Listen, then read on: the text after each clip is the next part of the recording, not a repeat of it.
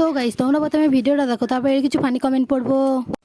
একবার যদি আমার ছেলে কম্পিউটার চালাতে বসে যায় তাহলে তুমি যত খাবারই বানিয়ে খেতে ডাকো ও খেতেই আসবে না। ওর যখন কম্পিউটার কাজ শেষ হবে তখনই ও খেতে আসবে, আর তার জন্য ও কম্পিউটার বসার আগে ওকে কিছু খেতেই দিতে হয়। আমি জানি আমার ছেলে লুচি খেতে খুব ভালোবাসে, তাই রাতে আমি ওর জন্য লুচি আর ছোলার ডাল বানালাম। এদিকে আমাদের বাড়ির পাশে ছিল একটা অনুষ্ঠান, আর সেখানে অনেক লোক এসেছিল যারা সুমির সঙ্গে দেখা করবে বলে। আমাদের বাড়িতে এসে দেখে সুমিই বাড়িতে নেই, আর এই সুমির সুন্দর বাড়িটা ভালো করে দেখে গেল। আমি তো তোমাদেরকে অনেকবারই বলেছি, কেউ যদি দেখা করতে আসে সুমি বাড়িতে না থাকলে আমার না বলতেই খারাপ লাগে। ওরা কি আর করবে, আমার সঙ্গে একটু সেলফি তুলে নিয়ে গেল। তোমরা জানো তো অনেকক্ষণ ওদের সঙ্গে আমি কথা বলেছি, আর ওদেরকে অনেক কিছু খাওয়ার কথাও বলেছি, কিন্তু কিছুই খেতে চাইলো না। আমাকে কি বললো জানো? বললো কাকিমা তুমি খুব ভালো ভালো কথা বলো, ওই জন্যই সুমি দিদি এত ভালো হয়েছে।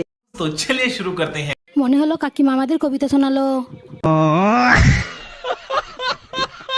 শুরু হলো ছেলেকে নিয়ে 2 লাইন বলে সুমিকে নিয়ে বলা শুরু করে দিল। কেন তোমার ছেলে টিসিএস এ চাকরি করে নাকি?